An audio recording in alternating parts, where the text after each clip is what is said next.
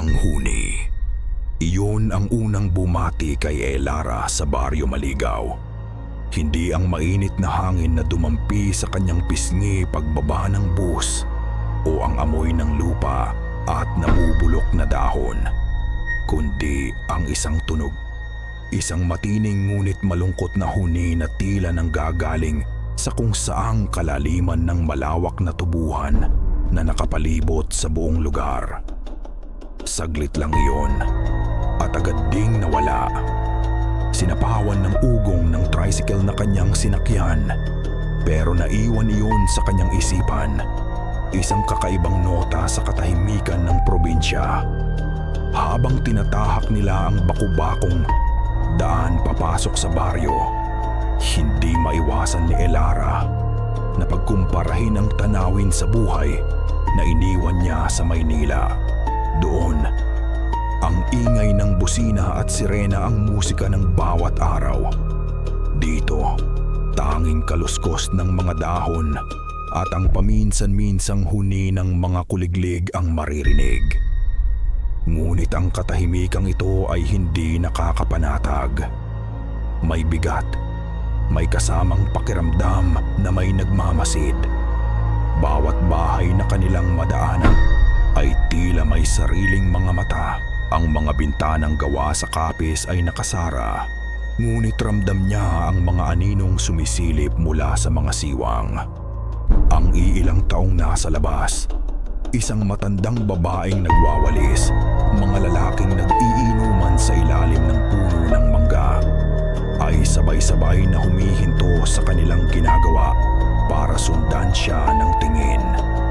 Mga titig na walang emosyon, malalamig at mapanuri. Bagong salta, Noineng? Tanong ng driver ng tricycle.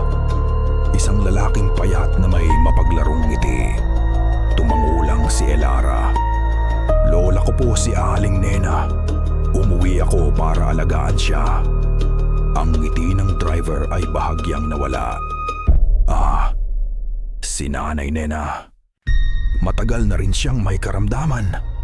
Mabutit nandito ka na, Apo. May kakaiba sa tono nito. Isang halo ng awa at takot. Ang bahay ng kanyang lola ay nasa dulo ng baryo, katabi mismo ng walang katapusang tubuhan. Isang maliit na bahay na bato na kinakain na ng panahon. Pagpasok ni Elara, sinalubong siya ng amoy ng pinakuluang mga halamang gamot at ng karamdaman. Nadatan niya si Lola Nena na nakahiga sa isang papag. Ang payat nitong katawan ay halos hindi ay buwi-uwi amahandi.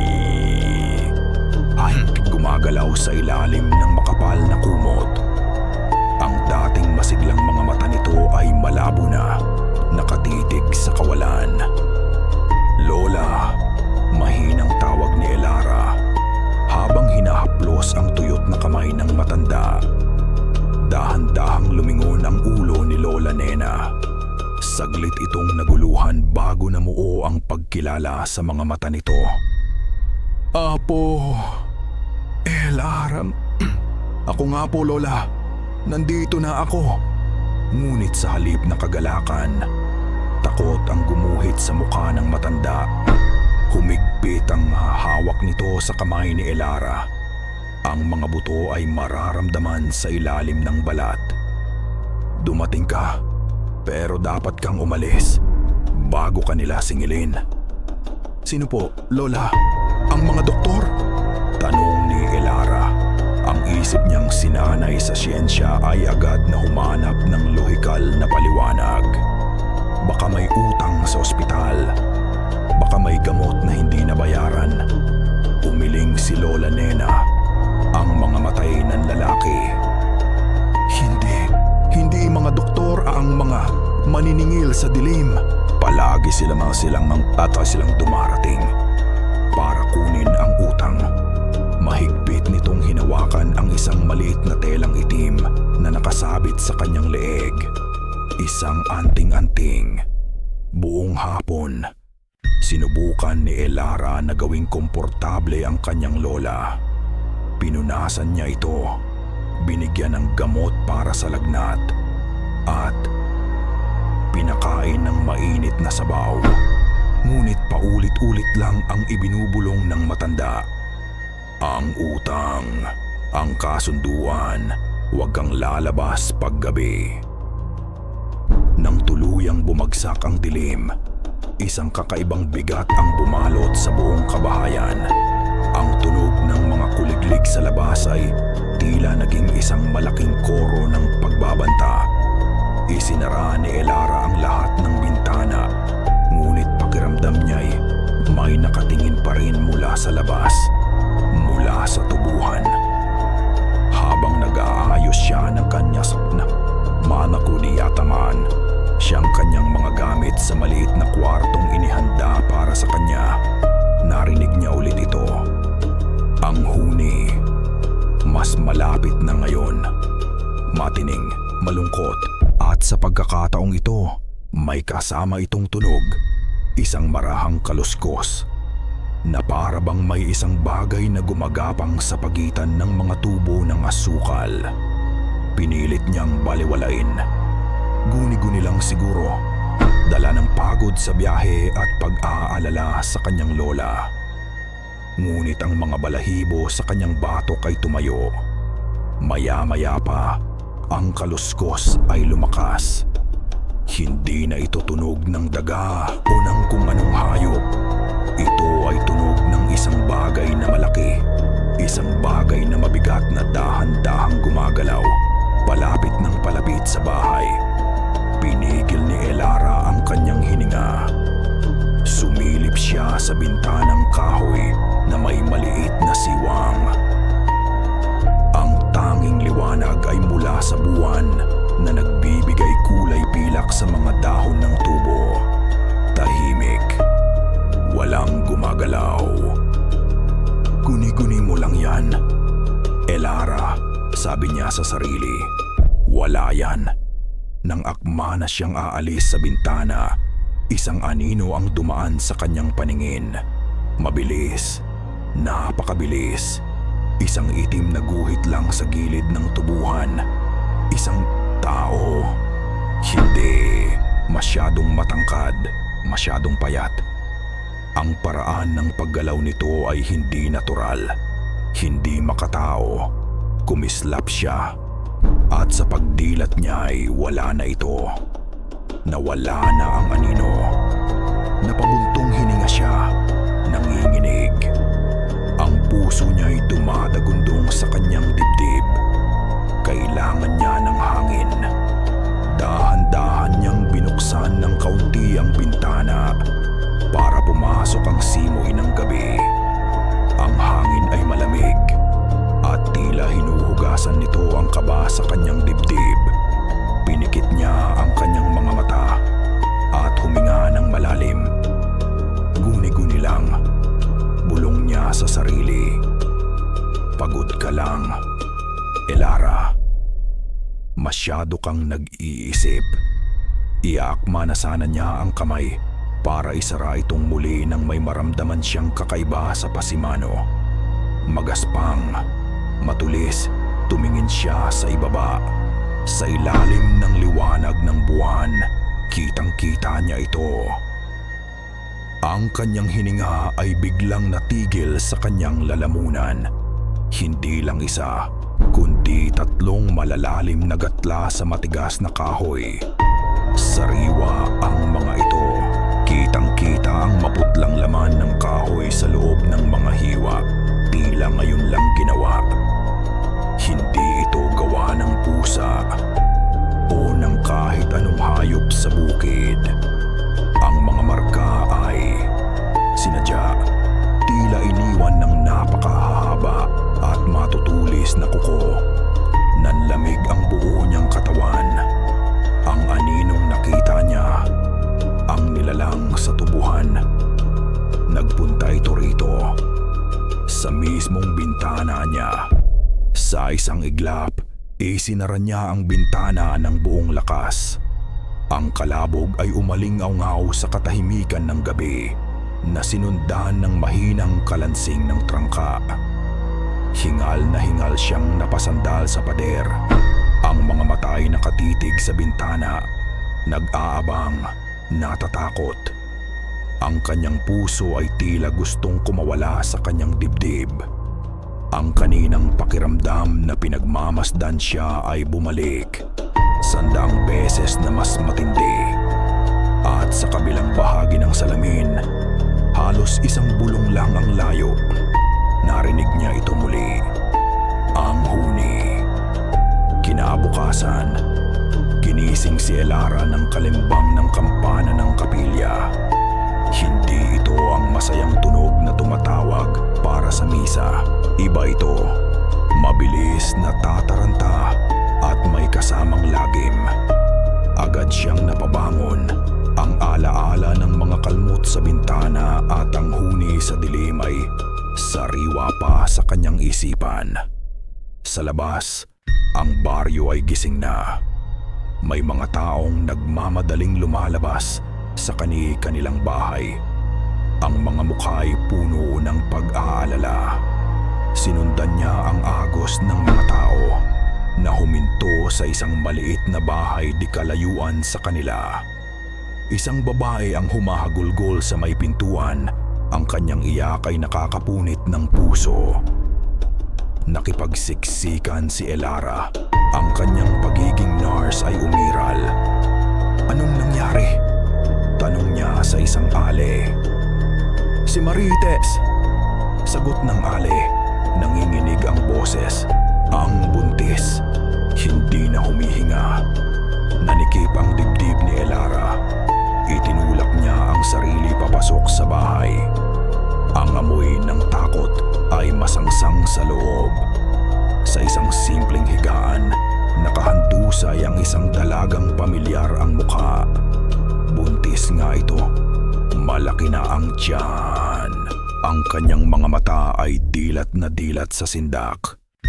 At ang kanyang balat ay mas maputla pa sa puti ng kumot. Dumating si Tata Selo, ang kapitan ng baryo. Isang matandang lalaki na may malakas na pangangatawan at mga matang tila nakikita ang lahat. Ang kanyang presensya ay agad na nagdulot ng kaunting kaayusan sa kaguluhan. Tumabi kayo, bigyan niyo ng daan.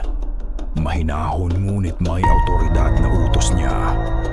Lumapit siya sa bangkay at tiningnan ito ng ilang saglit. Pagkatapos ay humarap siya sa mga tao.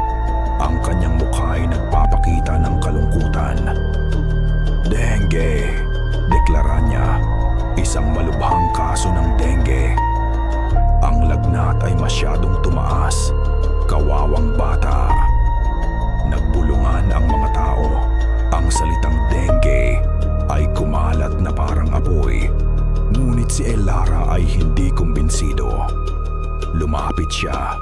Ang kanyang mga matang sinanay sa medisina ay mabilis na sinusuri ang sitwasyon.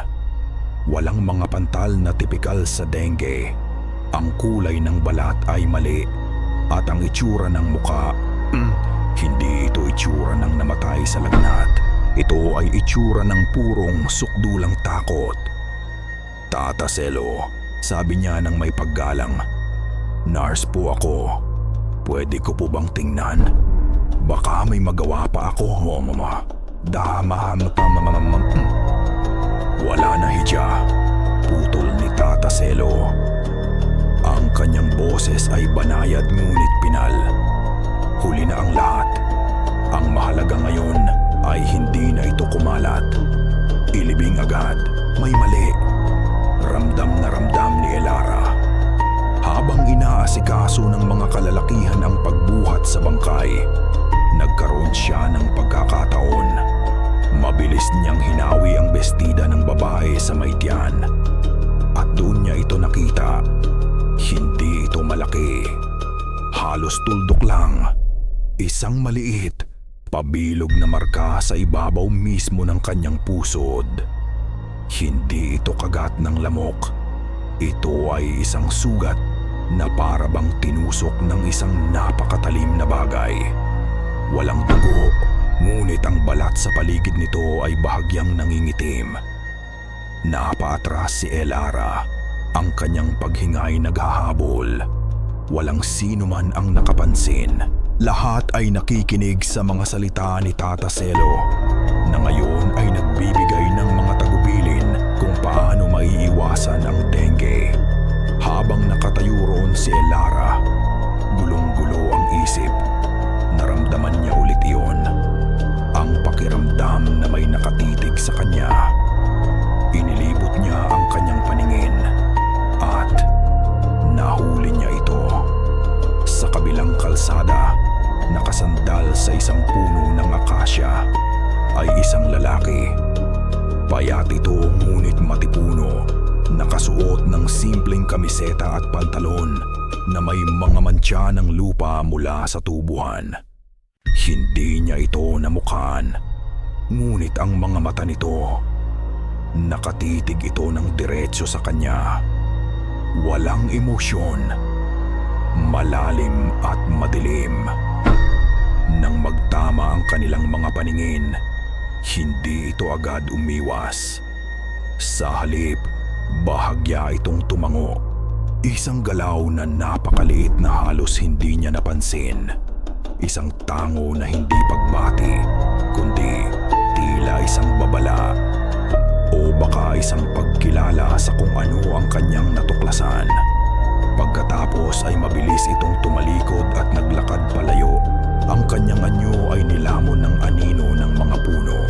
Maghapon, hindi maalis sa isip ni Elara ang lalaking iyon at ang marka sa tiyan ni Marites. Ang dengue ni Tata Selo ay isang malaking kasinungalingan. Sigurado siya roon. Ngunit bakit? Ano ang kanilang itinatago? Pagbalik sa bahay, nadatnan niyang mahimbing na natutulog si Lola Nena. Ginamit niya ang pagkakataon para maghalungkat sa mga lumang gamit ng kanyang lolo. Naghahanap ng kahit anong pwedeng magbigay liwanag. Sabi, sa ilalim ng isang baul na puno ng maalikabok na damit, nakita niya ang isang tumpok ng mga lumang kwaderno. Mga journal ito ng kanyang lolo Isko. Binuklat niya ang isa. Ang sulat kamay ng kanyang lolo ay makaluma, ngunit malinaw. Mga tala ito tungkol sa ani, sa panahon, sa mga pangyayari sa baryo. Habang nagpapatuloy siya sa pagbabasa, isang entry ang pumukaw sa kanyang pansin. PEDSA, 1978. Isang salot na naman ang tumapo sa Maligaw. Pangatlong buntis na ang namamatay ngayong taon.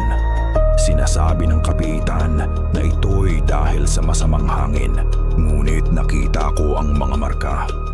Palagi nilang itinatago ang mga marka. Ang kasunduan ay humihina. Ang mga tagabantay ay nagugutom. Nagpatuloy si Elara sa pagbabasa. Ang kanyang mga kamay ay nanginginig. Paulit-ulit ang mga salita. Salot, kasunduan, tagabantay. Anong ibig sabihin ng mga ito? Gabi na nang matapos siya. Naidilip siya sa tabi ng higaan ng kanyang lola. Ang isip ay pagod sa mga tanong na walang sagot. Isang malamig na kamay ang humawak sa kanyang braso at bigla siyang nagising. Si Lola Nena. Gising ito at ang mga matay malinaw at puno ng takot. Ang tingin nito ay diretso sa kanya. Walang bahid ng pagkalito. "Lola, gising po kayo," sabi ni Elara. Kalahating tuwa, kalahating pag-aalala. Ngunit humigpit ang hawak ng matanda. Ang lakas nito ay nakakagulat. Inilapit nito ang muka kay Elara. Ang hiningay amoy mga tuyong dahon. "Umalis ka na, apo," bulong nito. Ang bawat salita ay may bigat ng isang babala. Naramdaman ka nila. Alam nilang nandito ka. Susunod ka na sa listahan nila. Ang mga salita ni Lola Nena ay tumatak sa isip ni Elara. na parang nagbabagang bakal. Susunod ka na sa listahan nila. Hindi na ito babala ng isang matandang nag-uulyanin. Ito ay isang katotohanang ramdam niya hanggang sa kaibuturan ng kanyang mga buto. Tapos na ang pag-aalinlangan. Tapos na ang paghahanap ng mga lohikal na paliwanag. Kailangan niyang umalis. Ngayon na, hindi na niya hinintay ang pagsikat ng araw. Sa dilim ng kwarto, sa liwanag lang ng kanyang cellphone, nag-umpisa siyang mag-impake. Bawat damit na kanyang inilalagay sa bag ay tila may bigat na 1 tonelada. Ang bawat galaw niya ay mabilis ngunit maingat. Takot na gumawa ng anumang ingay na makakatawag ng pansin. Ang buong bahay ay tila humihinga sa paligid niya. Ang bawat alitiktik ng kahoy, ang bawat sagitsit ng hangin sa mga siwang, ay nagpapatindig ng kanyang mga balahibo. Ang pakiramdam na pinagmamasdan siya ay mas matindi kaysa dati. Na para bang ang dilim sa labas ng bintana ay may sariling mga mata na nakatitig sa kanya. "Bilisan mo, Elara. Bilisan mo," sabi niya sa sarili. Hawak na niya ang kanyang bag at handa nang lumabas nang marinig niya ang unang tunog. Isang mahinang kaskas mula sa itaas, mula sa bubong. Natigilan siya. Ang puso niya ay biglang umakyat sa kanyang lalamunan. Baka daga lang o pusa. Pilit niyang kinumbinsi ang sarili. Ngunit ang sumunod na tunog ay hindi maipagkakamali. Kalmot. Isang malakas, marahas na pagkalmot sa yero ng kanilang bubong. Ang tunog ng metal na ginagasgas ng isang bagay na napakatulis at napakatigas paulit-ulit. Mabilis desperado. Na para bang may isang bagay na gustong-gusto nang pumasok. Nabitawan ni Elara ang kanyang bag. Napaurong siya, ang likod ay tumama sa malamig na pader.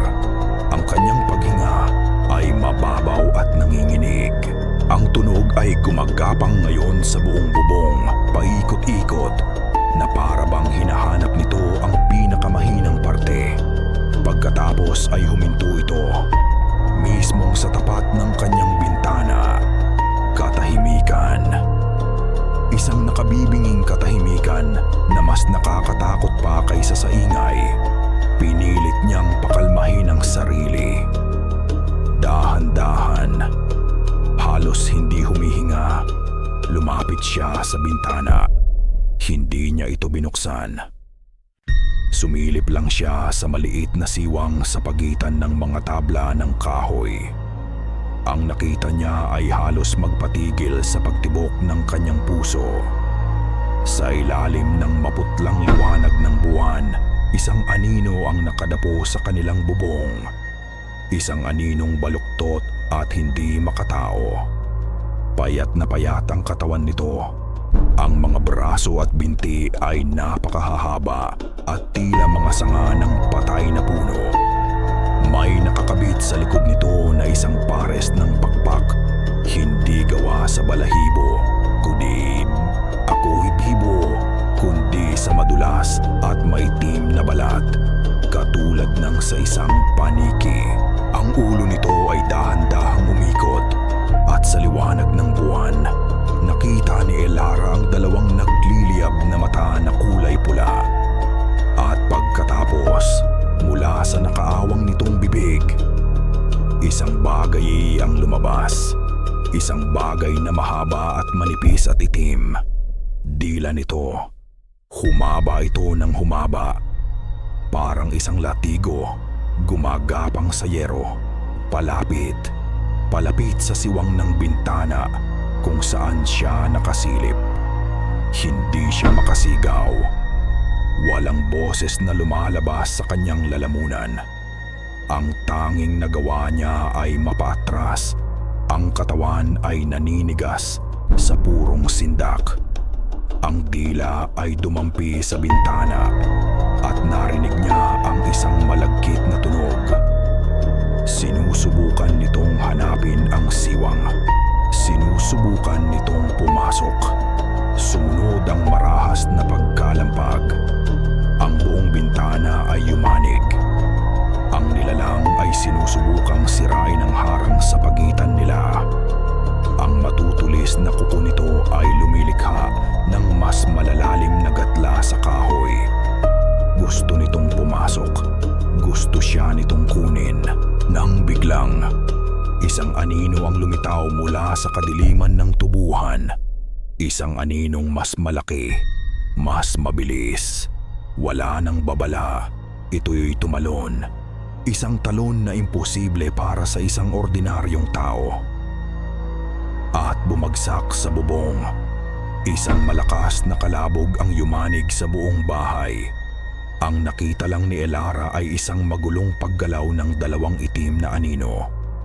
Narinig niya ang isang nakakakilabot na hiyaw mula sa may pakpak na nilalang na sinundan ng isang malalim, gutural na ungol. Isang tunog na hindi galing sa tao, kundi sa isang mabangis na hayop. May tunog ng nabaling buto. May tunog ng napunit na laman. Ang laban ay marahas at mabilis. At kasing bilis ng pagsisimula nito, natapos din ang lahat. Katahimikan. Nanginginig. Ngunit itinulak ng isang puwersang hindi niya maintindihan. Tumakbo si Elara palabas ng bahay. Ang pinto sa likod ay bumukas sa ilalim ng liwanag ng buwan. Walang tao sa labas. Walang mga anino. Tanging ang buwan at ang humuhuning hangin sa tubuhan. Ngunit sa lupang nasa ilalim ng kanyang bintana, may mga patak. Madidilim na patak ng dugo na kumikinang sa liwanag ng buwan. Itinaas niya ang kanyang tingin. At doon, sa gilid ng tubuhan, sa hangganan ng liwanag at dilim, nakatayo siya. Ang lalaking nakita niya kaninang umaga, si Dante. Nakatayo lang ito ron. Ang anino nito ay mahaba. Nakatitig ito sa kanya. At sa isang saglit, sa ilalim ng sinag ng buwan, nakita ni Elara ang mga mata nito na bahagyang nagliyab. Isang kislap ng kulay pula. Bago ito tuluyang tumalikod at nilamon ng kadiliman ng tubuhan. Naiwan si Elara na nakatayo ron. Ang puso'y dumadagundong. Ang isip ay blangko. Ang plano niyang pag-alis ay biglang naglaho. Alam niyang hindi na siya pwedeng umalis. Hindi hanggat hindi niya nalalaman ang katotohanan. Kinabukasan, wala nang bakas ng dugo sa lupa. Wala nang mga kalmot sa bintana. Ang bubong ay buo na tila walang nangyari. Kung hindi lang sa alaala ng mga nagliliyab na pulang mata at sa bigat na nararamdaman niya sa kanyang dibdib, iisipin ni Elara na ang lahat ay isang masamang panaginip. Ngunit alam niyang totoo ang lahat. At alam niyang ang sentro ng lahat ng ito ay ang lalaking nagngangalang Dante. Hindi na siya natatakot. Ang sindak ay napalitan ng isang matinding determinasyon. Kailangan niya ng mga sagot. Hindi niya ito hinanap hindi niya ito hinanap sa bahay nito. Alam niya kung saan ito matatagpuan. Sa Via Aquila sa ilalim ng tirik na araw, tinungo niya ang malawak na tubuhan kung saan nagtatrabaho ang mga kalalakihan ng baryo. Ang init ay nakakapaso at ang matataas na tubo ay tila mga rehas na nagkukulong sa buong lugar. Nakita niya si Dante sa di kalayuan, mag-isang nagpuputol ng tubo. Ang kanyang mga galaw ay mabilis at tiyak. Ang ibang mga manggagawa ay malayo sa kanya, nagbibigay ng isang espasyong puno ng pag-iwas at paggalang ba o takot. Nilapitan siya ni Elara. Ang puso niya'y kumakabog nang maramdaman nito ang kanyang pagdating. Huminto ito sa pagtatrabaho, ngunit hindi ito lumingon. Kailangan nating mag-usap, simula ni Elara. Sinisikap na maging matatag ang kanyang boses. Wala tayong dapat pag-usapan, sagot ni Dante. Ang boses ay magaspang. Yung kagabi, pagpapatuloy ni Elara, hindi nagpapatinag. Nakita ko, sino ka? Ano yung nilalang na yon? At paano mo nagawa yon? Dahan-dahang humarap si Dante. Ang mga mata nito ay madilim at walang mababasa. Ngunit nakita ni Elara ang pagod sa mga ito. Umuwi ka na, Ineng. Bumalik ka na sa Maynila. Hindi para sa iyo ang lugar na ito. Hindi ako aalis hanggat hindi ko nalalaman ang totoo. Giit ni Elara. Ikaw ang nagligtas sa akin, hindi ba? May utang na loob ako sa iyo. Pero may karapatan din akong malaman kung bakit nasa panganib ang buhay ko. Lumapit si Dante, isang hakbang lang, at sapat na iyon para mapaatras si Elara. Ang presensya nito ay mabigat, halos nakakasakal. May mga bagay na hindi mo dapat malaman. Bulong nito, ang bawat salita ay may diin para sa iyong kaligtasan. Pagkatapos ay tinalikuran na siya nito at nagpatuloy sa pagtatrabaho. Isang malinaw na senyales na tapos na ang usapan. Naiwan si Elara na nakatayo ron, gulong-gulo. Ang pag-iwas ni Dante ay lalo lang nagpatibay sa kanyang hinala. May itinatago ito. May itinatago ang buong baryo. Nang gabing iyon, hindi siya mapakali. Habang natutulog ang kanyang lola, lumabas siya ng bahay, nanatili sa lilim ng mga puno. May isang bagay na tumatawag sa kanya, isang kutob. Ang kanyang atensyon ay napunta sa bahay ni Tata Selo, yang pinakamalaki sa buong baryo. Mula sa kanyang kinatataguan, nakita niya ang kapitan na lumabas. May dala itong isang maliit na banga at isang sulo. Ngunit hindi ito pumunta sa daan. Sa halip, pumasok ito sa isang maliit na landas patungo sa kakahuyan, sa direksyon ng isang malaki at matandang puno ng balete na kinatatakutan ng mga bata sa baryo. Sinundan siya ni Elara. Maingat ang bawat yapak. Nagtago siya sa likod ng isang malaking bato at pinanood ang ginagawa ni Tata Selo. Sa paanan ng balete na ang mga ugat ay tila mga higanting ahas na gumagapang sa lupa. Naglagay ang kapitan ng isang maliit na altar. Ibinuhos niya ang laman ng banga, alak, base sa amoy. Pagkatapos ay naglabas ito ng isang buhay na manok at sa isang mabilis na galaw, pinilipit ang leeg nito. Ipinatak niya ang dugo nito sa mga ugat ng puno. Pagkatapos ay nagsimula itong magsalita. Hindi isang panalangin, isang usapan. Mga salitang hindi maintindihan ni Elara sa isang dialektong masyadong luma. Ngunit ang tono ay malinaw. Paggalang pakiusap at babalaang nanindig ang balahibo ni Elara. Ito ay isang ritual, isang paganong ritual. At hindi ito para sa Diyos. Tumagal iyon ng ilang minuto bago tuluyang umalis si Tata Selo. Iniwan ang mga alay sa paanan ng puno. Hinintay ni Elara na makalayo ito bago siya bumalik sa bahay. Ang isip ay mas lalong napuno ng mga tanong. Sa kanyang kwarto, muli niyang kinuha ang journal ng kanyang lolo. Naghahanap siya. Hindi niya alam kung ano. Kahit anong salita na pwedeng mag-ugnay sa kanyang mga nakita.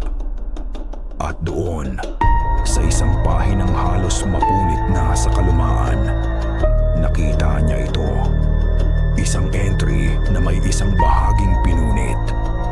Ang natira lang ay isang piraso ng pangungusap na nakasulat sa nanginginig na kamay. Dugo kapalit ng buhay. Hindi na sapat ang alay. Ang kasunduan ay dapat igalang. Kasunduan. Ang salita. Kasunduan. Ang salita na paulit. Ulit na bumabalik. Isang kasunduan na nangangailangan ng dugo at buhay. Anong klaseng kasunduan ito? At sino ang kanilang kinakausap sa paanan ng balete? Isang ideya ang biglang pumasok sa kanyang isipan. Ang lalaking iyon, si Dante. Alam niya, kinabukasan, hindi na niya ito hinintay sa tubuhan. Alam niyang sa paglubog ng araw ay umuuwi ito sa isang maliit na kubo sa gilid ng gubat ng ungol. Ang gubat na ipinagbabawal puntahan ng mga taga-baryo. Doon niya ito inabangan. Nang makita siya ni Dante, walang pagkagulat sa mukha nito. Tila inaasahan na niya ito. "Sinabi ko na sa'yo, umalis ka na," sabi nito. Ang boses ay pagod. "Hindi," sagot ni Elara. "Nakita ko si Tata Selo kagabi. Nakita ko ang ritual sa puno ng balete. Nabasa ko ang journal ng lolo ko tungkol sa kasunduan, tungkol sa tagabantay. Ipaliwanag mo sa akin, Dante. Ano ang nangyayari dito?" Matagal na tumitig si Dante sa kanya. Sa pagkakataong ito, may nakita si Elara sa mga mata nito. Isang malalim na kalungkutan. Isang paghihirap na matagal nang kinikimkim. "May mga pinto na mas mabuting manatiling nakasara," sabi nito sa wakas. "Huli na. Nabuksan na. At kung hindi mo ako sasagutin, ako mismo ang hahanap ng sagot." Bumuntong hininga si Dante. Isang tunog ng pagsuko. Tumalikod ito at nagsimulang maglakad. Hindi papunta sa kubo nito, kundi papasok sa gubat ng ungol. "Sumunod ka," sabi nito. Hindi lumilingon. "Pero anumang makita mo, pananagutan mo." Nag-alinlangan si Elara, ngunit sandali lang. Sumunod siya. Ang puso'y pinaghalong takot at pag-asa. Dinala siya ni Dante sa isang parteng hindi pa niya nararating. Ang mga puno ay mas malalaki. Ang mga anino ay mas madidilim. Huminto sila sa harap ng isang maliit na talon na bumabagsak sa isang batis. Ang tunog ng tubig ay malakas, ngunit may kakaibang katahimikan sa lugar. "Nasaan tayo?" tanong ni Elara. Hindi sumagot si Dante. Sa haliliki batya sa halipiw bata, naglakad ito ng diretsyo, papasok sa talon. Naglaho ito sa likod ng bumabagsak na tubig. Natigilan si Elara. Akma na siyang aatras. Iisiping isa itong patibong nang muling lumabas ang ulo ni Dante mula sa talon. "Halika na," sabi nito. "Ligtas dito." Nagtiwala siya. Pinikit niya ang kanyang mga mata at pumasok sa kurtina ng tubig. Sa kabilang panig, isang kuweba ang bumungad sa kanya. Isang tuyo at malawak na kuweba na nakatago sa likod ng talon. May liwanag sa loob, nanggagaling sa mga siwang sa itaas. At habang nasasanay ang kanyang mga mata sa dilim, narinig niya ito. Isang ungol na puno ng sakit at paghihirap. Nanggagaling ito sa pinakaloob ng kuweba. Tumingin si Elara kay Dante. Ang kanyang mga mata ay nagtatanong. Isang malungkot na tango lang ang isinagot nito. Dahan-dahan siyang naglakad palapit sa pinanggagalingan ng tunog. At sa likod ng isang malaking bato, nakita niya ito. Isang kadena na nakakabit sa pader. At sa dulo ng kadena, hindi ito ungol ng tao. Ito ay ungol ng Ang ungol ay umalingaw-ngaw muli. Sa loob ng kuweba, mas malakas, mas puno ng pagdurusa.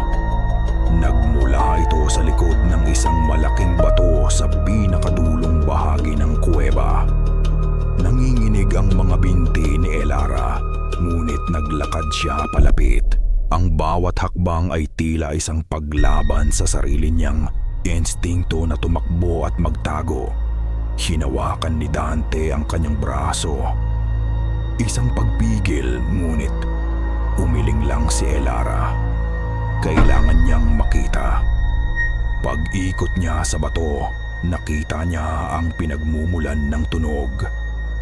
Walang halimaw, walang hayop. Ang nakakadena sa pader ay si Dante mismo. Ang mga makakapal na kadena ay nakapulupot sa kanyang mga braso at baywang. Ang kabilang dulo ay nakabaon ng malalim sa pader na bato. Nakaluhod ito sa lupa. Ang kanyang likod ay nakaharap sa kanya. Ang kanyang katawan ay nanginginig sa isang puwersang hindi mapigilan. Ang mga kalamnan sa kanyang likod at balikat ay bumabakat. Tila may isang bagay sa ilalim ng kanyang balat na gustong kumawala. Ang ungol ay nagmula sa kanya. "Dante!" Halos pabulong na tanong ni Elara. Dahan-dahan itong lumingon. Ang mga mata nito ay hindi na madilim. Ang mga ito ay nagliliyab sa pula. Isang apoy na puno ng gutom at bangis. Ang kanyang mga kuko ay humahaba, kumakalmot sa sahig na bato. "Ito ako, Elara," sabi nito.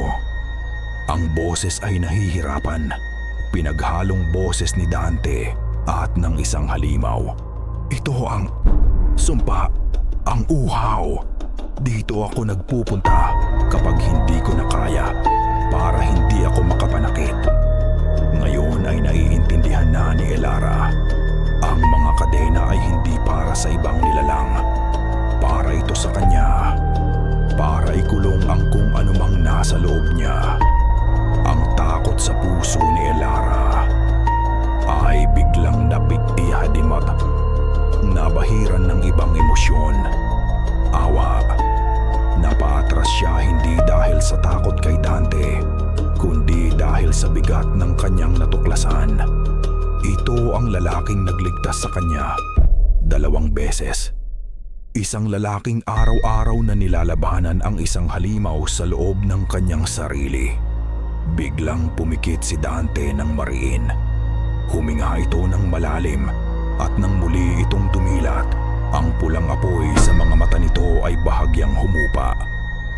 "Umalis ka na," sabi nito. Ang boses ay pagod na pagod. "Ngayong alam mo na, mas lalo kang nasa panganib." Tumakbo si Elara. Tumakbo siya palabas ng kuweba, pabalik sa talon at sa gubat. Ngunit hindi siya tumatakbo palayo kay Dante. Tumatakbo siya mula sa katotohanang unti-unting bumabaon sa kanyang isipan.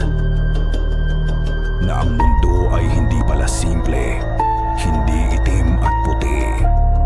Pagdating niya sa bahay, nadatnan niyang gising si Lola Nena. Ngunit iba ang itsura nito ngayon. Ang mga mata nito ay malinaw, ang titig nito ay matalas. Ang pagkalito ay nawala, napalitan ng isang kagyat na pangangailangan. "Apo," sabi nito. Ang boses ay mahina ngunit matatag. "Halika, maupo ka. Wala na tayong oras." Umupo si Elara sa tabi ng kanyang lola.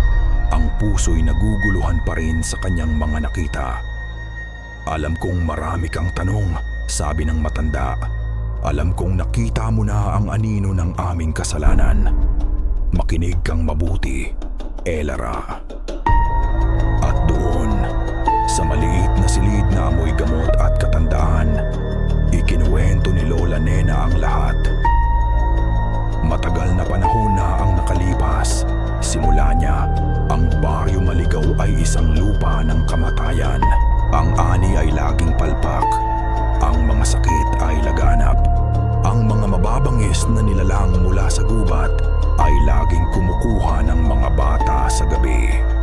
Hanggang sa isang gabi, ang mga ninuno natin ay gumawa ng isang kasunduan. Huminga ng malalim ang matanda. Isang kasunduan sa isang pamilya. Isang pamilyang hindi katulad natin, mga tagabantay. Mga nilalang na kayang maganyong tao. Ngunit sa gabi, sila ang hari ng dilim. Sila ay mga aswang. Nanlamig ang dugo ni Elara. Aswang. Ang salitang ginagamit lang sa mga kwentong pambata ay biglang naging totoo. Ipinangako ng mga tagabantay na proprotektahan nila ang baryo. Pagpapatuloy ni Lola Nena. Itataboy nila ang mga tiktik, ang mga wakwak, at iba pang halimaw, kapalit ng alay. Isang handog para sa kanilang uhaw, para hindi ang mga taga-baryo ang kanilang maging pagkain. Anong klaseng alay? Nanginginig na tanong ni Elara. Mga tagalabas, mga manlalakbay na naliligaw, mga taong walang pamilyang maghahanap. Malungkot na sagot ng kanyang lola.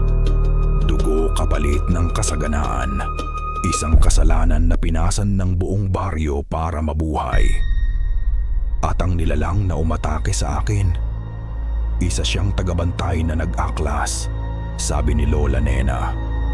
Gusto niyang basagin ang kasunduan.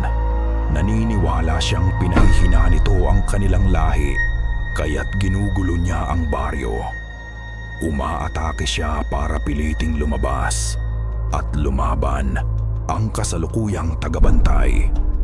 Biglang may kinuha si Lola Nena mula sa ilalim ng kanyang unan. Ang anting-anting na palagi niyang suot, inilagay niya ito sa kamay ni Elara. Isuot mo ito. Itataboy nito ang mga mas mahihinang espiritu. Ngunit, apo, hindi nito kayang pigilan ang mga may dugong sinauna. Nakatitig lang si Elara sa anting-anting. Ang isip niya ay sinusubukang tanggapin ang lahat. Isang baryong may utang na dugo. Isang kasunduan sa mga halimaw. Tumingin siya sa kanyang lola. Isang huling, mahalagang tanong ang namuo sa kanyang isipan. Kung may nag-aklas na tagabantay, ibig sabihin mayroon pa ring tapat sa kasunduan. Sino ang tagabantay ngayon, Lola? Hindi sumagot si Lola Nena. Ang tingin nito ay napunta sa bintana. Sa labas, sa ilalim ng papalubog na araw, isang pamilyar na anino ang dumaan. Si Dante, pagod na naglalakad pa uwi mula sa tubuhan. Sinundan ito ng tingin ni Lola Nena at nang muli siyang humarap kay Elara. Ang kanyang mga mata ay puno ng awa at takot. Ang binatang nagliligtas sa'yo. Ang sakit. Ito ang unang bumabati kay Dante tuwing nagigising siya mula sa pagbabagong anyo. Hindi sakit ng laman, kundi sakit ng kaluluwa. Ang mga kadena ay malamig sa kanyang balat. Isang paalala ng halimaw na pilit niyang ikinukulong. Ngunit ang pinakamasakit ay ang alaala. Ang alaala ng mga mata ni Elara. Nakita niya ang takot doon, oo. Ngunit may nakita siyang higit pa. Pagkaunawa. At ang pinakakinatatakutan niya sa lahat, awa. Ayaw niya ng awa. Lalo na mula sa kanya. Kinalas niya ang mga kadena at lumabas ng kuweba. Ang sikat ng araw ay tila tumutusok sa kanyang balat. Sa loob ng ilang dekada, ito na ang kanyang buhay. Pagtatrabaho sa tubuhan sa umaga, pagpipigil sa halimaw sa gabi, isang sumpa na minana niya sa kanyang ama. At minana naman ng kanyang ama sa sarili nitong ama ang pagiging tagabantay. Hindi ito isang posisyon ng karangalan. Ito ay isang habambuhay na sentensya. Ngunit ang lahat ay nagbago nang dumating Elara. Sa kanya, nakikita ni Dante ang mundong hindi para sa kanya. Isang mundo ng normalidad, ng pag-asa, ng kabutihan. Isang mundong pilit niyang pinoprotektahan, kahit na ang kapalit ay ang pagiging halimaw sa mata ng lahat. Ang pagdating ni Elara sa baryo ay parang isang patak ng liwanag sa kanyang walang hanggang kadiliman. At gagawin niya ang lahat para hindi madungisan ang liwanag na iyon. Habang naglalakad siya pabalik sa gubat, naramdaman niya ito. Isang pamilyar na presensya, isang amoy ng dugo at galit. "Alam kong nandyan ka, Kael," sabi ni Dante sa kawalan. Mula sa likod ng isang malaking puno, lumabas ang isang anino. Mas matangkad ng kaunti kay Dante, mas payat. At ang mga galaw ay parang sa isang ahas. Ang kanyang mukha ay halos kamukha ni Dante, ngunit ang kanyang mga mata ay walang anumang emosyon maliban sa panunuya. Ito si Kyle, ang kanyang kapatid. "Kinukulong mo pa rin ang sarili mo, kapatid?" tanong ni Kyle. Ang boses ay parang kaluskos ng mga tuyong dahon. "Tingnan mo ang ginagawa sa'yo ng kasunduan na yan. Nagiging mahina ka.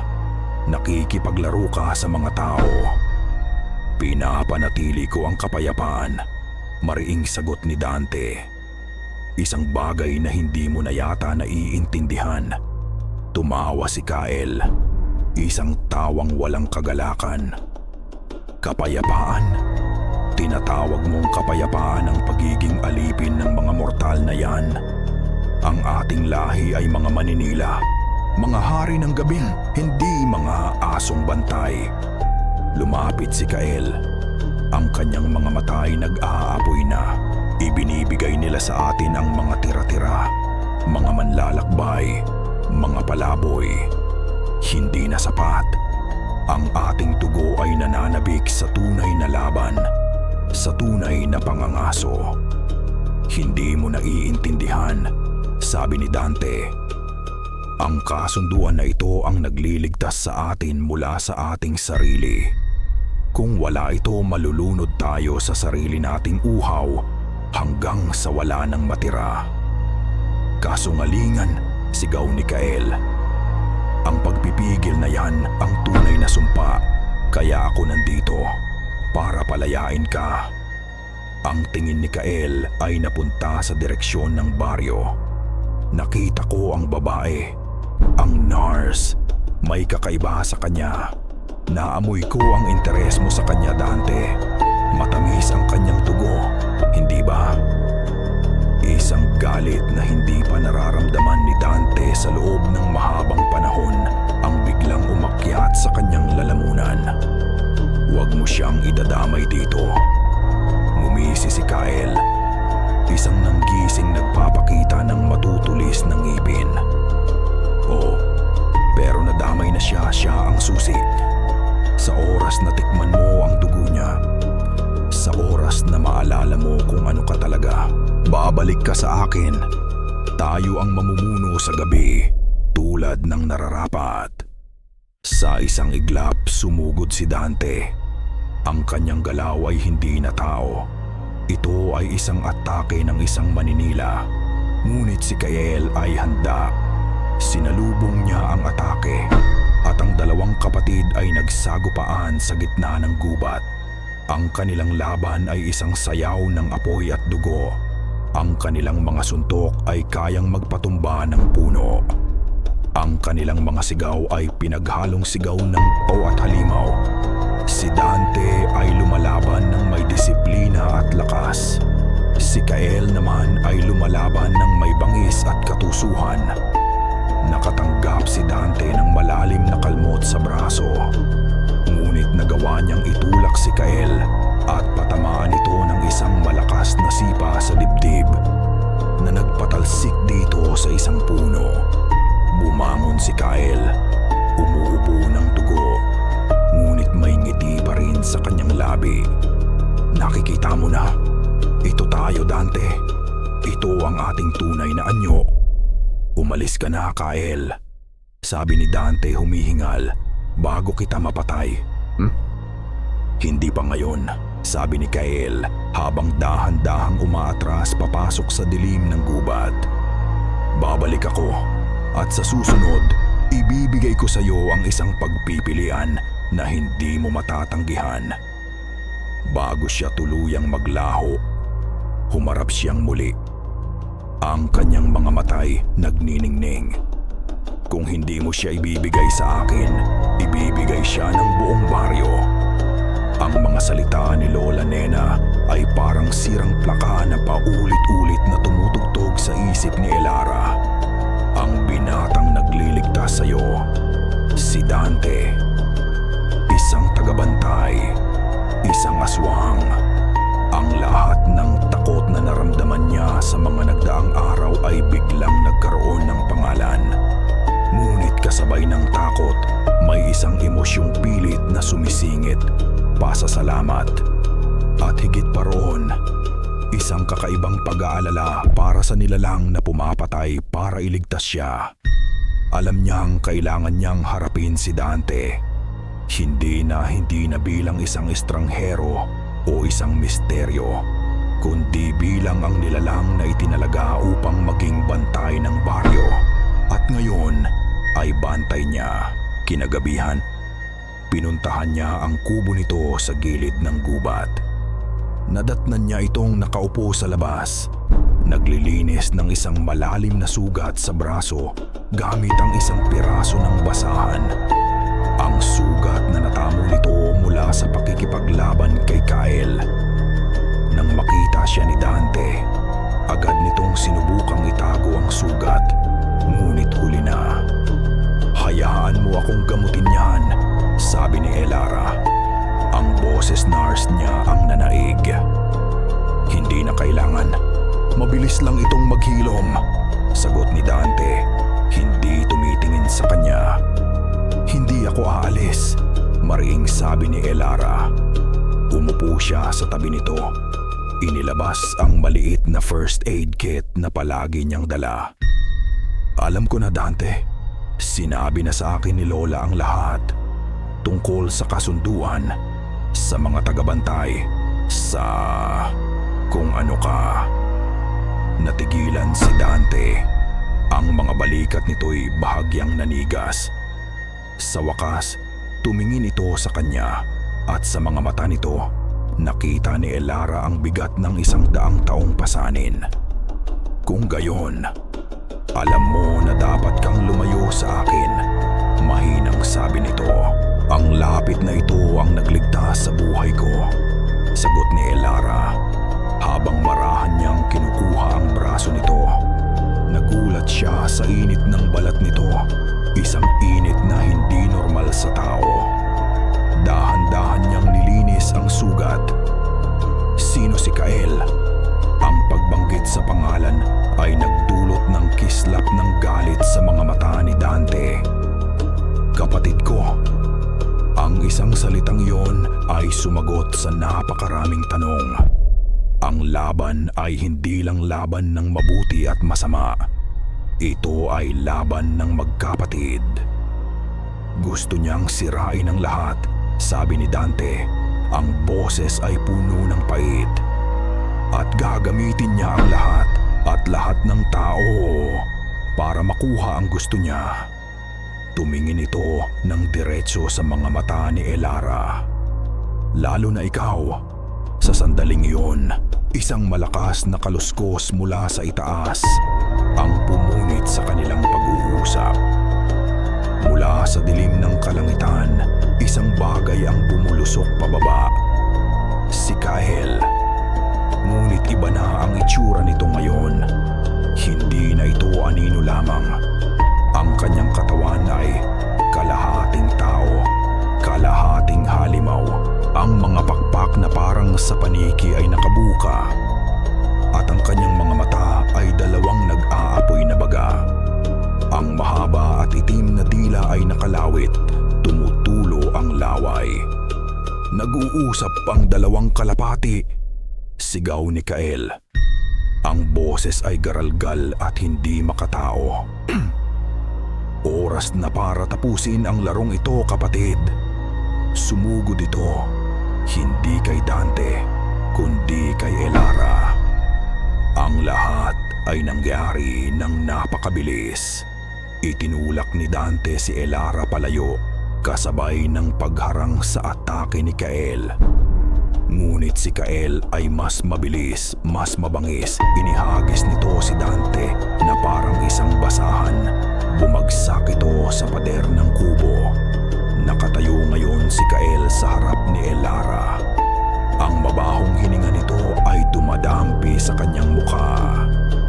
Itinaas nito ang kamay na may matutulis na kuko. Handang wakasan ang kanyang buhay. Hindi! Isang sigaw ang umalingaw-ngaw. Hindi ito sigaw ni Elara. Ito ay sigaw ni Dante. Ngunit ang boses, iba na. Ito ay isang ungol. Isang ungol na puno ng primatibong galit. Tumingin si Elara sa direksyon ni Dante at ang nakita niya ay nagpatigil sa kanyang paghinga. Dahan-dahang tumatayo si Dante. Ngunit hindi na ito ang Dante na kilala niya. Ang kanyang katawan ay nagbabago.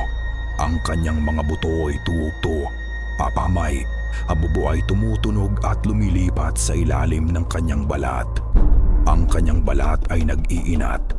Ang kanyang mga kuko ay humahaba at nagiging itim. At ang kanyang mga mata niya ay lubusang naging pula. Walang bahid ng pagiging tao. Isang purong apoy ng kapangyarihan at galit. Ngayon, bumulong si Kael, may ngiti sa kanyang mga labi. Ngayon tayo magkakaintindihan. Para iligtas si Elara, wala nang ibang pagpipilian si Dante. Sa harap mismo niya, tinanggap nito ang halimaw sa kanyang kalooban. Sumigaw ito, isang sigaw na hindi nagaling sa baga ng tao, kundi sa lalamunan ng isang aswang. Ang dalawang halimaw ay muling nagsagupaan, ngunit sa pagkakataong ito, wala nang pagpipigil. Ang kanilang laban ay isang bagyo ng pagkawasak. Ang maliit na kubo ay nayanig. Ang lupa ay umuga. Nakatayo lang doon si Elara. Hindi makagalaw. Ang kanyang mundo, ang kanyang pag-unawa sa realidad ay tuluyang nabasag. Ang lalaking pinagkakatiwalaan niya, ang kanyang tagapagligtas, ay isa sa kanila. Isang halimaw. Matapos ang isang marahas na sagupaan, nagawa ni Dante na itaboy si Kael na lumipad palayo sa dilim. Tumatawa na parang demonyo. Dahan-dahang lumingon si Dante kay Elara. Ang kanyang pagbabagong anyo ay hindi pa tapos. Siya ay nasa pagitan ng pagiging tao at halimaw. Ang kanyang mga mata ay pula pa rin. Ang kanyang mga kuko ay matutulis pa. Dugo ang tumutulo mula sa kanyang mga labi. Lumapit ito sa kanya, isang hakbang. At si Elara, sa unang pagkakataon, ay napaatras mula sa kanya. Ang sakit na gumuhit sa mukha ni Dante. Ang bahaging tao pa rin nito ay mas masakit pa sa kahit anong sugat. Ngayon alam mo na, bulong nito. Ang boses ay pinaghalong boses ni Dante at ng halimaw. Ang lakas ay tuluyang nawala sa mga tuhod ni Elara. Ang huli niyang nakita bago siya lamunin ng dilim ay ang mukha ng isang anghel na may mga mata ng demonyo. At pagkatapos, nagdilim ang lahat. Nagising si Elara sa malambot na kama at sa amoy ng kape. Hindi ito ang kanyang kama at hindi rin ito ang bahay ng kanyang lola. Dahan-dahan siyang bumangon. Ang ulo'y kumikirot. Nasa isang malinis at maayos na kwarto siya. Ang mga dingding ay puno ng mga lumang litrato at mga anting-anting. Ang pinto ay bumukas at pumasok si Tata Selo. May dalang isang tasa ng mainit na kape. Ang mukha niya ay puno ng pag-aalala. "Mabuti't gising ka na ka na, Hija," sabi niya sa isang mahinahong boses. "Labis mo kaming pinag-alala." "Nasaan? Nasaan na ako?" tanong ni Elara. Ang isip ay pilit na binubuo ang mga piraso ng alaala. Si Kael, ang laban, ang pagbabagong anyo ni Dante. "Nasa bahay ko," sagot ni Tata Selo. "Natagpuan ka ng ilang taga-baryo na walang malay malapit sa kubo ng halimaw na iyon. Mabuti na lang at nailayo ka namin kaagad, halimaw." Ginamit niya ang salitang iyon para kay Dante. Ang lalaking paulit-ulit na nagligtas sa kanya. "Hindi siya halimaw," mahinang sagot ni Elara, naggulat sa sarili niyang katatagan. "Niligtas niya ako." Isang malungkot na ngiti ang gumuhit sa labi ni Tata Selo. Umupo siya sa isang silya sa tabi ng kama. "Elara, alam kong naguguluhan ka. Ang mga tagabantay ay komplikadong mga nilalang. O, pinoprotektahan nila ang baryo. Pero hindi natin dapat kalimutan kung ano talaga sila. Ang dugo ng Maninila ay nananalaytay sa kanila. At ang dugong iyon ay palaging naghahanap ng laya. Ang mga salita niya ay makatwiran. Ang mga ito'y naglalayong pakalmahin siya, ipaintindi sa kanya na ang baryo ang kakampi niya. Ngunit may mali. May isang malamig na pakiramdam na gumagapang sa likod ni Elara. Ang kapatid niya, si Kael, ang tunay na panganib. Sabi ni Elara, siya ang umaatake. "Alam ko," sabi ni Tata Selo. "At iyon mismo ang problema. Ang presensya mo, Hija, ay nagiging sanhi ng kaguluhan. Ginagamit ka ni Kael para pukawin ang galit ni Dante. At kagabi, nagtagumpay siya. Nakita ng mga taga-baryo ang tunay na anyo ni Dante. Ang takot ay kumalat na sa buong Maligaw." May sinseridad sa kanyang boses. Isang sinseridad na halos kumbinsihin si Elara. Ngunit pagkatapos, nakita niya ito. Sa dingding, sa likod mismo ni Tata Selo, ay isang lumang larawan. Isang iginuhit na larawan ng mga unang nanirahan sa baryo. At sa gitna ng larawan, nakatayo sila sa harap ng isang pamilyar na puno, ang balete. Sa paanan nito ay isang nakagapos na tao, isang alay. At sa tabi nila, nakatayo ang isang anino, isang nilalang na may mga mata ng demonyo at pakpak ng paniki. Ang kasunduan. Biglang bumalik sa isip ni Elara ang lahat. Ang ritual ni Tata Selo. Ang pagtatakip niya sa pagkamatay ni Marites. Ang pilit niyang pagpapalayas kay Dante. Hindi ito pag-aalala. Ito ay pagmamanipula.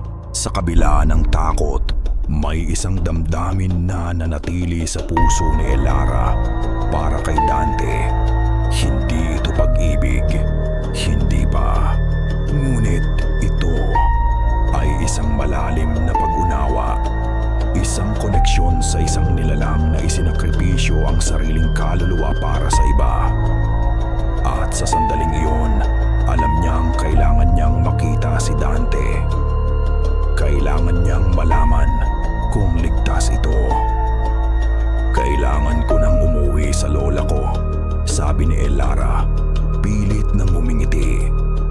"Nag-aalala na siguro yun." "Huwag kang mag-alala," sabi ni Tata Selo. "Ipinasundo ko na ang lola mo. Paparating na siya rito. Dito muna kayo. Mas ligtas kayo rito sa ilalim ng aking proteksyon. Ang mga salitang proteksyon ay nagbigay ng kilabot kay Elara. Hindi siya ligtas. Nakakulong siya. Kinagabihan, habang kunwari natutulog siya, sumilip siya sa bintana. Ang nakita niya ay nagpatibay sa kanyang mga hinala. Sa liwanag ng mga sulo, ang mga kalalakihan ng baryo ay nagtitipon sa plaza. May dala silang mga itak, mga sibat, at mga krus. Ang kanilang mga mukha ay puno ng galit at takot. At sa gitna nila, nakatayo si Tata Selo, nagsasalita. Ang kanyang boses ay umaalingaw-ngaw sa gabi. Hindi niya marinig ang lahat ng salita, ngunit sapat ang kanyang narinig. Salot, halimaw sa gitna natin, kailangan linisin. Para sa kapayapaan ng baryo, hindi nila hahanapin si Kael. Hahanapin nila si Dante. Kailangan niyang makatakas. Kailangan niyang bigyan ng babala si Dante. Dahan-dahan siyang bumangon, iniiwasang gumawa ng ingay. Lumakad siya papunta sa pinto sa likod ng kusina. Ang tanging daan palabas na hindi nakikita mula sa plaza. Pagpihit niya ng seradura, dahan-dahan itong bumukas. Isang buntong hininga ng ginhawa ang kanyang pinakawalan. Ngunit paghakbang niya palabas sa dilim sa dabadaba sa dilim, isang anino ang humarang sa kanya. Si Tata Selo, kasama ang dalawa sa pinakamalalaking lalaki sa baryo. Ang mukha ng kapitan ay hindi na nagpapakita ng pag-aalala. Ito ay malamig, kasing lamig ng bato. Saan ka pupunta, Hija? Tanong niya. Ang boses ay walang anumang emosyon. Tata Selo, nanginginig na sabi ni Elara. Mali ito. Hindi si Dante yang kalaban. Ang mabuti at masama ay depende sa kung sino ang nagsusulat ng kasaysayan, Elara. Sabi ni Tata Selo, ang baryo ay nangangailangan ng kapayapaan at minsan ang kapayapaan ay nangangailangan ng sakripisyo. Inangat niya ang kanyang kamay. Pasensya na, Hija, sabi niya habang papalapit ang mga lalaki sa kanya. Ikaw ang kapayapaan. Ang hangin ng gabi ay malamig, ngunit ang pawis na namumuo sa noo ni Elara ay hindi dahil dito. Ang kanyang mga kamay ay mahigpit na nakatali sa likod. Ang magaspang na lubid ay gumagasgas sa kanyang balat. Kinaladkad siya ng dalawang lalaki. Ang kanilang mga hawak ay bakal na hindi niya kayang labanan. Dinala siya nila sa gitna ng kakahuyan, sa lugar na minsan na niyang pinuntahan sa dilim. Sa paanan ng malaki at matandang puno ng balete. Ngunit ngayon, iba na ang itsura ng lugar. Ang buong baryo ay naroon. Ang kanilang mga mukha ay iluminado ng liwanag mula sa dala nilang mga sulo. Ang kanilang mga mata ay hindi na mga mata ng kapitbahay na kanyang nakilala. Ang mga ito'y mga mata ng mga estranghero, mga matang puno ng takot, panatisismo, at isang nakakakilabot na pagtanggap sa kung anumang mangyayari. Sa gitna ng lahat, nakatayo si Tata Selo. Hindi na ang mabait na kapitan, kundi isang pari ng isang madilim na ritual. Itinali si Elara sa puno mismo ng balete. Ang likod niya ay nakasandal sa magaspang na balat nito. Ang mga ugat ng puno sa ilalim ng kanyang mga paa ay tila mga ahas na nabuhay. Tiningnan niya ang mga mukha sa karamihan, naghahanap ng kahit isang kakampi. Nakita niya ang driver ng tricycle, ang alay sa tindahan. Mga taong binati niya. Lahat sila ay nakatingin, ngunit walang sino man ang tumutulong. Nakita niya si Lola Nena. pinipigilan ng dalawang babae. Ang kanyang lola ay sumisigaw, nagmamakaawa. Ngunit ang boses nito'y nalulunod sa ingay ng nag-aalab na mga sulo. Tata Selo, wag! Sigaw ni Elara. Ang boses ay nanginginig sa takot. Anong ginagawa nyo? Nababaliw na ba kayong lahat? Ngumiti si Tata Selo, isang ngiting hindi umaabot sa kanyang mga mata. Hindi ito kabaliwan, Haidya. Ito ay kaligtasan. Ito ay pagpapanumbalik ng balanse. Lumapit ito sa kanya. Ang anino nito'y malaki at nagbabanta. Ang kasunduan ay nasira.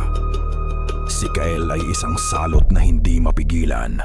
Si Dante naman, sa kanyang pagnanais na maging tao, ay naging mahina. Hindi na niya kayang protektahan ang baryo. Kailangan natin ng bagong tagabantay. Isang mas malakas, isang mas gutom. Hindi ko maintindihan. Umiiyak na, sabi ni Elara. Simple lang.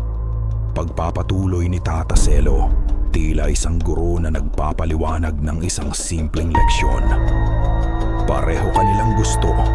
Si Kael, gusto kanya para sirain ang lahat. Si Dante gusto kanyang iligtas. Ikaw ang kanilang kahinaan. At ikaw din ang kanilang pagnanasa. Sa pag-aalay sa iyo, wala silang pagpipilian. Ang katotohanan ay bumagsak kay Elara na parang isang malamig na yelo. Mas masahol pa ito sa pagiging isang simpleng sakripisyo. Pipilitin mo silang maglaban hanggang kamatayan. Bulong ni Elara sa sindak. Eksakto, sabi ni Tata Selo. May kislap ng tagumpay sa kanyang mga mata. Ang sinumang manalo, ang sinumang patunayan ang sarili bilang ang pinakamalakas na aswang, siya ang magiging bagong tagabantay. Ang uhaw niya ay masasagot ng sakripisyong ito at ang balanse ay maibabalik. Ang baryo ay muling magiging ligtas sa ilalim ng isang bagong kasunduan. Tumingin si Elara sa mga taga-baryo. Pumapayag kayo dito? Hahayaan niyong mangyari nito? Walang sumagot. Ang kanilang katahimikan ay ang kanyang hatol. Ang kanilang kaligtasan ay mas mahalaga kaysa sa buhay ng isang tagalabas. Sila ay mga halimaw na nagtatago sa balat ng tao. Itinaas ni Tata Selo ang kanyang mga kamay. Nagsimula siyang bumigkas ng mga salita sa lumang dialekto. Ang parehong mga salita na narinig ni Elara noong gabing sinundan niya ito. Ang kanyang boses ay malakas at umaaling-aungaw sa buong kakahuyan. Isang panawagan, isang paanyaya. Ang hangin ay biglang lumamig. Ang apoy ng mga sulo ay nagsimulang sumayaw ng marahas. Isang malalim na ugong ang narinig mula sa kalaliman ng gubat. Naramdaman ni Elara ang pagyanig ng lupa sa ilalim ng kanyang mga paa. Mula sa kaliwang bahagi ng kakahuyan, dalawang pulang mata ang lumitaw, nagniningning sa dilim. Si Kyle, naakit sa amoy ng takot at ng pangako ng dugo. At mula sa kanan, dalawang pulang mata rin ang sumulpot. Si Dante. Ngunit ang apoy sa kanyang mga mata ay hindi lang apoy ng gutom.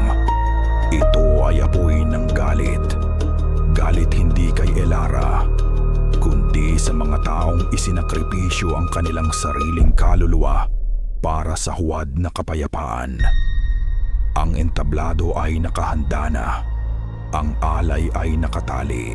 Ang dalawang halimaw ay narito na. Itinaas ni Tata Selo ang isang lumang itak. Para sa baryo maligaw, sigaw niya. Mula sa dilim ng gubat, kasabay ng isang nakakabinging sigaw. Ang dalawang pares ng pulang mata ay nagsimulang tumakbo, parehong papalapit kay Elara. Ang sigaw ng dalawang aswang ay pumunit sa hangin. Ang mga taga-baryo ay napaatras. Isang pinaghalong takot at pananabik ang makikita sa kanilang mga mukha. Ito ang kanilang palabas, ang kanilang kaligtasan. Si Kel sa kanyang anyong kalahating tao, kalahating paniki, ay sumugod na parang isang itim na kidlat. Ang kanyang mga mata ay nakatutok lamang kay Elara. Ang kanyang dila ay nakalawit na parang latigo. Siya ang uhaw. Siya ang bangis, ngunit bago pa siya makalapit, isang anino ang sumalubong sa kanya. Si Dante. Ang banggaan ng dalawang nilalang ay nagdulot ng isang malakas na impact na nagpayanig sa lupa at nagpatalsik ng mga tuyong dahon. Hindi na sila nag-anyo o kiyam-diyamay-diya nag-anyong tao. Sila na ang kanilang tunay na anyo, mga hari ng dilim, mga maninila. Ang isip ni Elara ay dapat sanang napuno ng sindak. Ngunit habang pinapanood niya ang dalawang halimaw na naglalaban sa harap niya, isang ibang emosyon ang nanaig. Galit. Galit hindi sa mga aswang, kundi sa mga taong nakatayo lang at nanonood. Galit kay Tata Selo, ang arkitekto ng lahat ng ito. Hindi ako magiging alay niyo, sabi niya sa kanyang sarili. Hindi.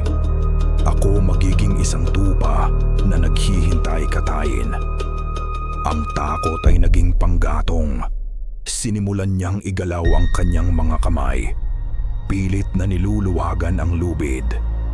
Ang magaspang na tali ay sumusugat sa kanyang mga pulso. Ngunit hindi niya ito ininda. Sa gitna ng kagubatan, ang laban ay marahas. Si Dante, kahit na mas malaki, ay dehado. Ang sugat na natamo niya mula sa huling laban nila ay hindi pa rin lubusang maghilom. Si Kael naman ay nasa tuktok ng kanyang lakas, pinalakas ng kanyang galit at ng pangako ng dugo. POV ni Dante, bawat suntok, bawat kalmot, nararamdaman niya ang paghina ng kanyang katawan. Ngunit hindi siya pwedeng sumuko. Nakikita niya si Elara sa gilid ng kanyang paningin, nakatali sa puno. Ang imaheng iyon ang nagbibigay sa kanya ng lakas. Niligtas niya ako mula sa aking sarili, naisip ni Dante. Habang sinasalag ang isang atake ni Kael, oras na para ako naman ang magligtas sa kanya mula sa kanila. Tingnan mo sila, kapatid, sigaw ni Kael habang sila'y nagpapalitan ng mga dagok. Ang mga taong pinoprotektahan mo, handa ka nilang isakripisyo para sa kanilang sarili. Sumama ka na sa akin. Patayin natin silang lahat at kunin ang para sa atin. Hindi, umungol si Dante. Hindi ako katulad mo. POV ni Elara, isang kalutok. Sa wakas, ang buhol ay bahagyang lumuwag. Kailangan niya ng distraction. Kailangan niya ng paraan para matigil ang laban, kahit sandali lang. Ang kanyang mga mata ay mabilis na naghahanap sa paligid. Nakita niya ang isa sa mga sulo na nabitawan ng isang taga-baryo. Nag-aapoy pa rin ito sa damuhan. At sa tabi nito, isang bote ng lambanog na naiwan ng isa sa mga nagbabantay sa kanya kanina. Isang ideya, isang desperadong ideya.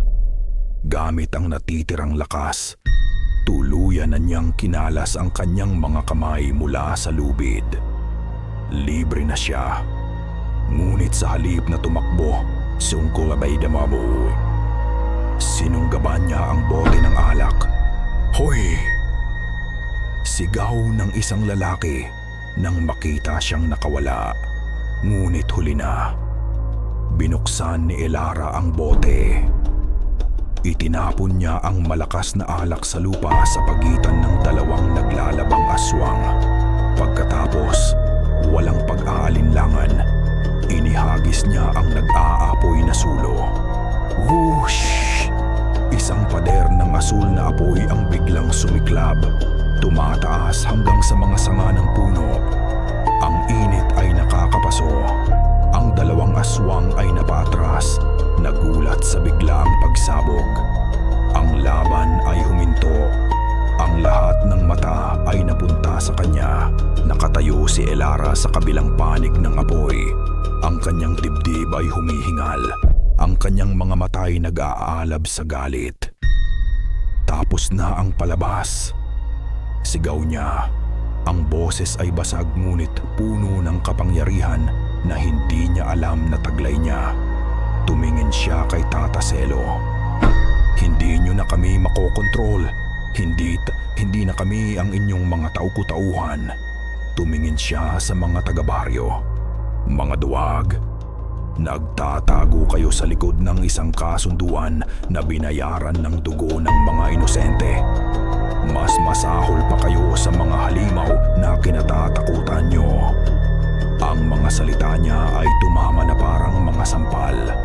Ang mga taga-baryo ay napaatras. Ang kanilang panatisismo ay napalitan ng kahihiyan. Ngunit ang katahimikan ay hindi nagtagal. Si Kael, na ang mukha ay nasunog ng bahagya, ay tumawa. Isang tawang puno ng kabaliwan. Isang munting tao na may tapang ng isang leon.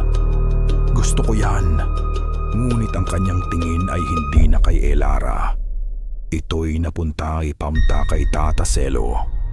Ang taong nag-orkestra ng lahat ng ito. Ang taong nagumpisa ng kaguluhan. Ikaw, bumulong si Kael. Ang kanyang mga matay nanlilisik sa galit. Ginawa mo kaming mga aso sa iyong sirko.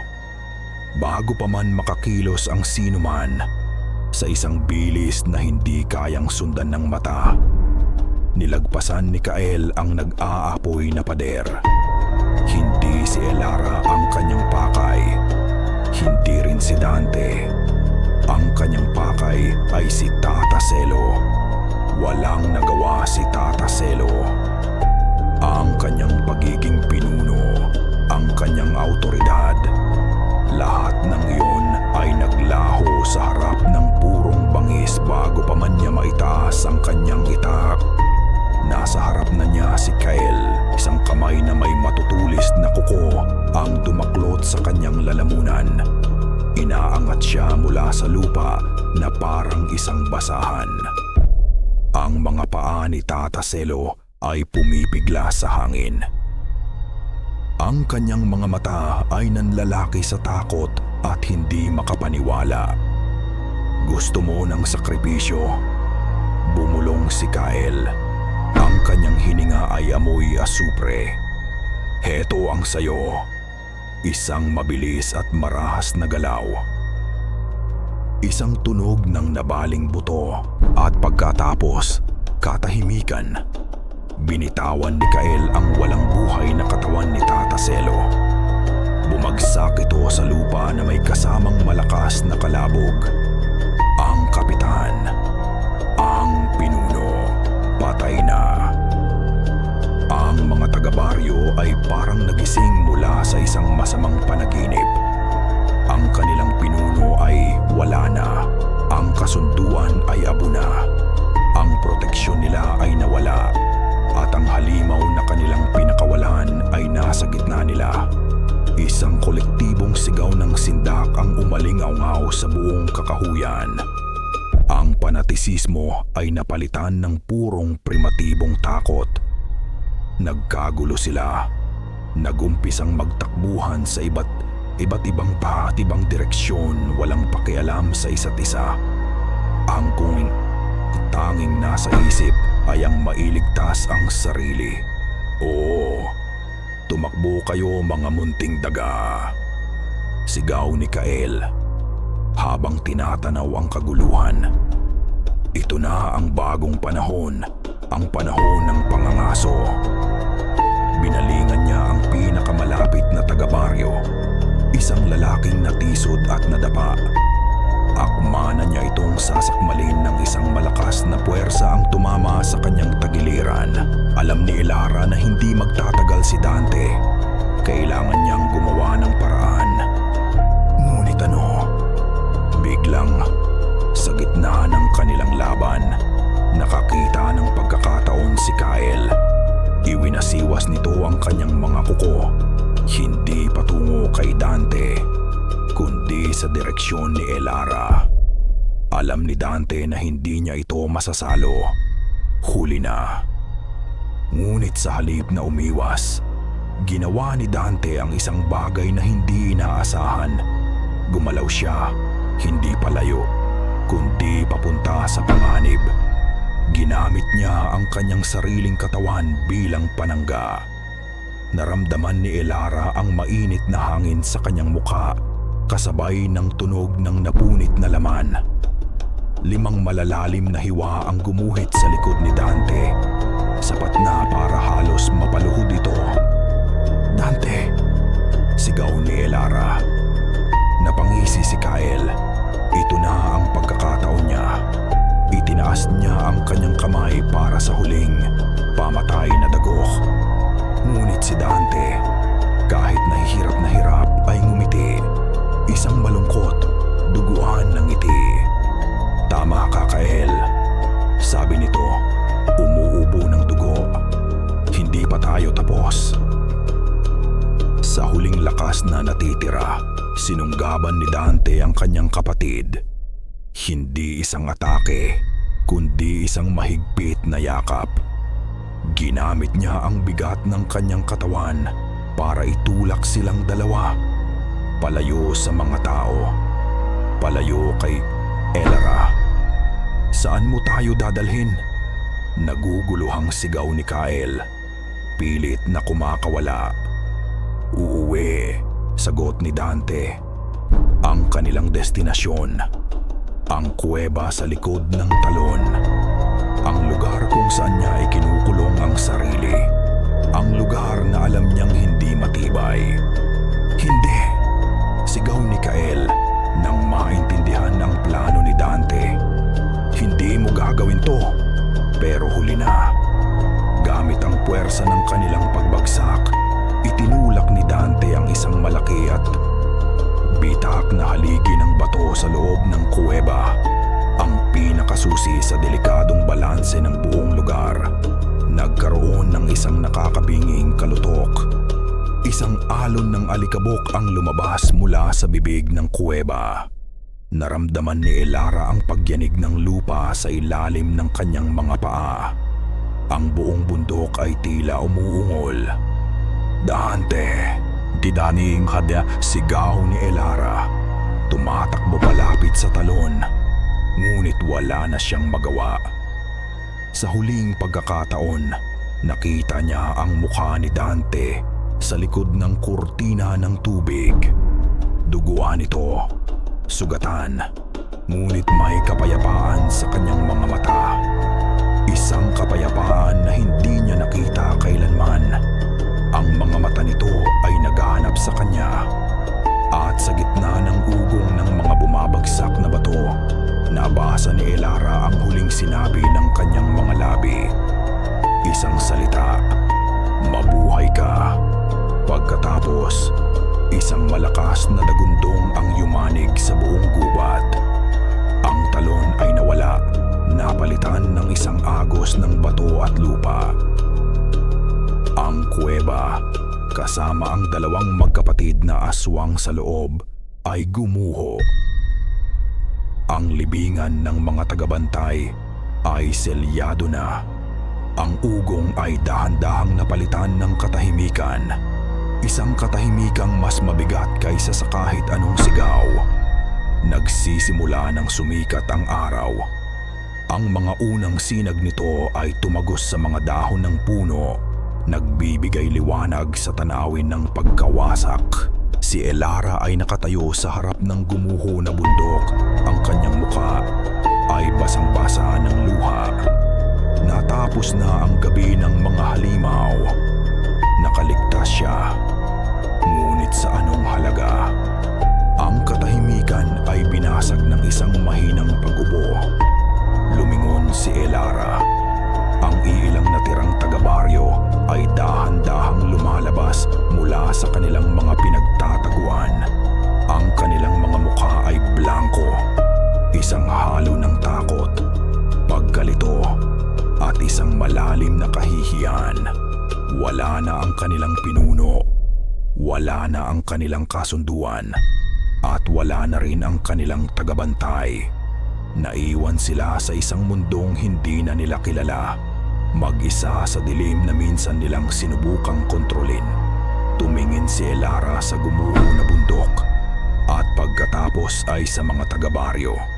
At sa sandaling iyon, sa pagsikat ng araw sa Baryo Maligaw, hindi niya alam kung sino ang mga tunay na halimaw. Lumipas ang ilang linggo. Ang Baryo Maligaw ay hindi na katulad ng dati.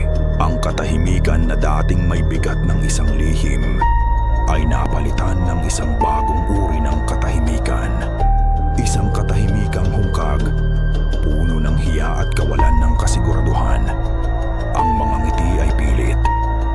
Ang mga pag-uusap ay maiikli. Ang mga tao ay naglalakad na may mga matang nakayuko sa lupa. Iniiwasan ang tingin ng isa't isa. At higit sa lahat, iniiwasan ang tingin ni Elara. Para sa kanila, siya ang buhay na paalala ng kanilang kasalanan. Ang salamin na nagpapakita ng kanilang kaduwagan. Hindi dinagtagal. Pumanaw si Lola Nena. Ngunit hindi ito isang malungkot na pagpanaw. Isang umaga, hindi na lang ito nagising. Sa kanyang mukha ay may isang payapang ngiti na parabang sa wakas ay nakalaya na rin ito sa sumpang minana ng kanilang baryo. Inilibing siya ni Elara sa isang maliit na sementeryo sa likod ng kapilya, sa ilalim ng isang puno ng kalachuchi. Alam ni Elara na wala ng dahilan para manatili pa siya. Tapos na ang kanyang misyon. Inimpake niya ang kanyang mga gamit, ang parehong bag na inihanda niya noong gabing una siyang sinubukang tumakas. Ngayon, wala nang humahadlang sa kanya. Bago siya umalis, may dalawa siyang huling pinuntahan. Una, ang puntod ng kanyang lola. Nag-iwan siya ng isang bungkos ng mga sariwang bulaklak. "Paalam, Lola," bulong niya. "Salamat po sa lahat. Magpahinga na po kayo." Ang pangalawa ay ang paanan ng gubat ng ungol. Tumayo siya sa harap ng gumuho na bahagi ng bundok kung saan ang kuweba, ang libingan ni Dante at Kael ay natabunan na ng lupa at mga baging. Nag-iwan siya ng isang puting bulaklak sa ibabaw ng isang malaking bato. Isang simpleng alay, isang simpleng pasasalamat. Hindi na siya ang Elara na dumating sa baryo ilang linggo na ang nakalipas. Ang babaeng naniniwala lamang sa siyensya at sa mga bagay na nakikita ng mata ay wala na. Ang pumalit sa kanya ay isang babaeng nakakita sa linya sa pagitan ng tao at halimaw at natuklasan na ang linyang iyon ay napakanipis at minsan wala talaga roon. Hindi na siya natatakot sa dilim. Natutunan niyang ang tunay na kadiliman ay hindi nagtatago sa gubat, kundi sa puso ng mga tao. Tumalikod na siya diako at nagsimulang maglakad palayo. Hindi na lumingon pa. Habang tinatahak niya ang daan palabas ng Baryo Maligaw, naramdaman niya ito. Isang simoy ng hangin, isang malamig na dampi sa kanyang batok, at kasabay nito, isang pamilyar na pakiramdam. Ang pakiramdam na may nagmamasid. Ngunit sa pagkakataong ito, wala ng takot, wala ng panganib. Ang pagmamasid ay hindi na nagbabanta. nagbabantay. Napangiti si Elara, isang ngiting malungkot ngunit puno ng pag-unawa. Ipinikit niya ang kanyang mga mata at bumulong sa hangin. "Paalam, Dante." Hindi niya alam kung paanong ang isang bahagi nito ay nakaligtas. Marahil ay isang espiritu na lang. Isang alaala na nakakapit sa lugar na kanyang ipinagtanggol hanggang sa kahuli-hulihan. O marahil, guni-guni niya lang. Ngunit hindi na iyon mahalaga. Habang papalayo siya ng papalayo, alam niyang hindi lahat ng halimaw ay tuluyang naglaho. At hindi rin lahat ng tagapagbantay ay kailangang makita para malaman mong nariyan sila. Ang ilan ay mananatili, magpakailanman, bilang isang bulong sa hangin, isang anino sa gilid ng paningin, isang pabahon ng kadiliman na may pusong handing magbigay ng liwanag. At dito nagtatapos ang kwento ni Elara at ang madilim na alamat ng Baryo Maligaw. Maraming salamat. Mula sa kaibuturan ng aking puso, maraming salamat sa iyong pagsama sa akin sa paglalakbay na ito. Bawat salita na aking isinulat, bawat eksena ng takot at pag-asa, ay inialay ko sa mga tagapakinig na katulad mo, na nagbibigay buhay sa bawat kuwento. Ang pagsulat nito ay isang paglalakbay din para sa akin. Isang pagbabalik sa mga kwento ng ating mga ninuno, sa mga bulong-bulungan sa dilim na humubog sa ating kultura.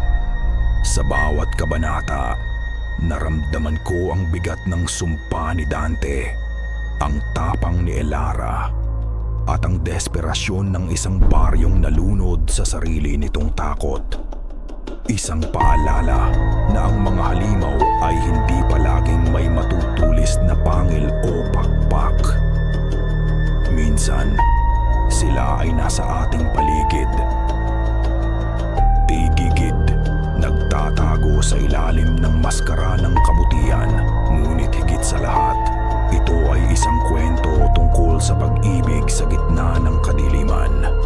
Tungkol sa pagpapatawad sa mga kasalanang hindi natin kayang burahin. At tungkol sa pag-asa na kahit sa pinakamadilim na gabi, may isang liwanag na handang magsakripisyo para sa atin. Naway may naiwan itong aral at pagninilay sa inyong mga puso. Hanggang sa ating muling pagkikita sa susunod na kwento, lagi ninyong tatandaan, hindi lahat ng anino ay dapat katakutan, at hindi lahat ng liwanag ay nagdudulot ng kaligtasan. Kung ang kwentong ito ay umantig sa inyo, huwag kayong magatubiling ibahagi ang inyong mga saloobin. Ang inyong boses ay musika sa aking pandinig. Hanggang sa muli.